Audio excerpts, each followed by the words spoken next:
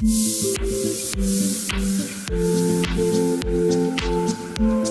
tout le monde, je vous retrouve aujourd'hui, on est le jour d'après de mon retour en Belgique.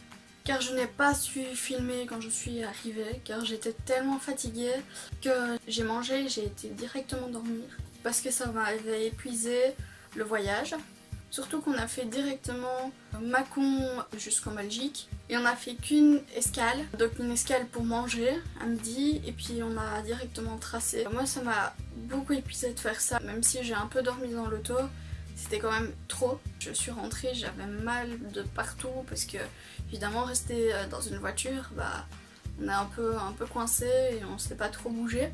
Et j'étais vraiment contente de rentrer chez moi, de me mettre dans mon lit et de dormir un peu tranquillement, quoi.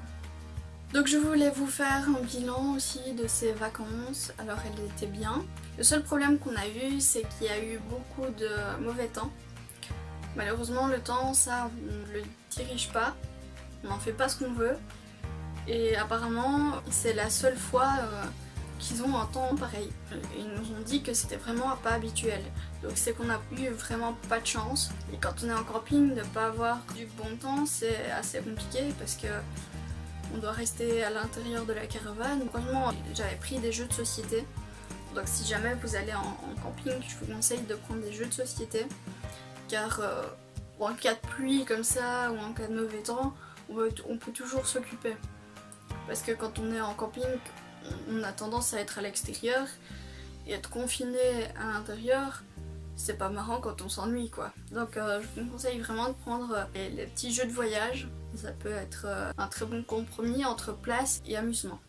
Ce que je vous conseille aussi, c'est si vous voyagez avec un chien, essayez de vous renseigner à l'avance tout ce qui est possible de faire avec le chien. Nous on a eu la mauvaise blague que quand on est arrivé à Sainte-Marie-de-la-Mer, les plages étaient interdites aux chiens et il a fallu aller à l'office du tourisme demander où il y avait une plage où les chiens étaient acceptés et finalement on a dû marcher pour y arriver quoi. Donc un conseil, essayez de vous renseigner avant, comme ça vous pouvez vous garer plus près de la plage acceptée aux animaux et comme ça vous aurez beaucoup plus facile. Pour les chiens, ce que je vous conseille, c'est de toujours prendre de l'eau dans votre voiture pour qu'ils puissent boire. Alors soit prendre une petite bouteille d'eau et leur bol avec, ou soit une gourde. Il existe des gourdes spéciales pour les chiens qui ont un petit récipient. À la gourde là, il y a un petit récipient qui vient se clipser ici. Et donc on peut verser de l'eau dans la gourde comme ça. Et comme ça ils arrivent à boire. Moi, je trouve ça vachement pratique. Ce qu'il faut surtout pas négliger qu'ils doivent boire. Parce que sinon ça peut avoir des gros risques avec la chaleur. Ils peuvent aussi avoir comme nous des insolations. Donc il faut vraiment faire attention à vos animaux quand vous les prenez en vacances. Ne faites pas attention uniquement à vous, faites attention à eux aussi, ils sont très importants. Et surtout s'il vous plaît, ne les abandonnez pas pour partir en vacances. Je trouve ça horrible de faire ça. Car eux ils ont rien demandé. Ils n'ont pas demandé à venir dans votre famille. Ils n'ont pas demandé à ce que vous ayez en vacances, non.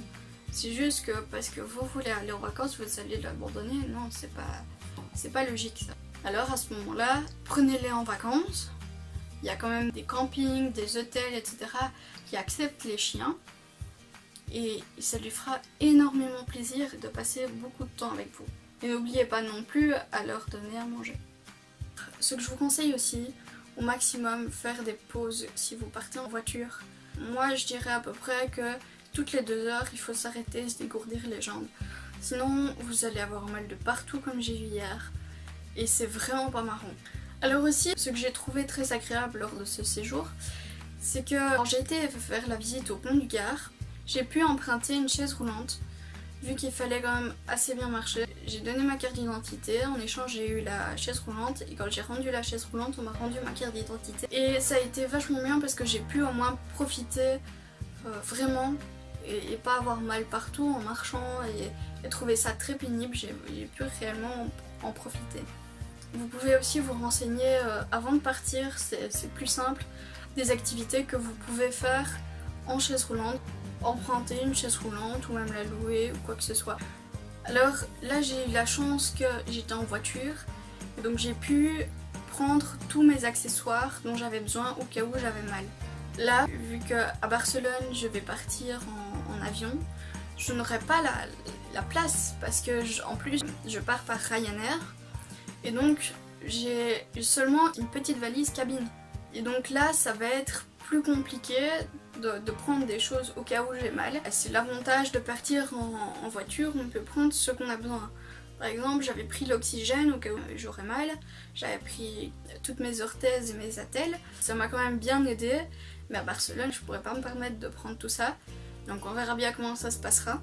J'espère qu'il fera beaucoup meilleur à Barcelone, car au final, c'est pas si loin que ça, Saint-Rémy-de-Provence et Barcelone. Et j'espère que j'aurai du bon temps à Barcelone pour bien en profiter. Je vous retrouve bientôt pour le voyage à Barcelone.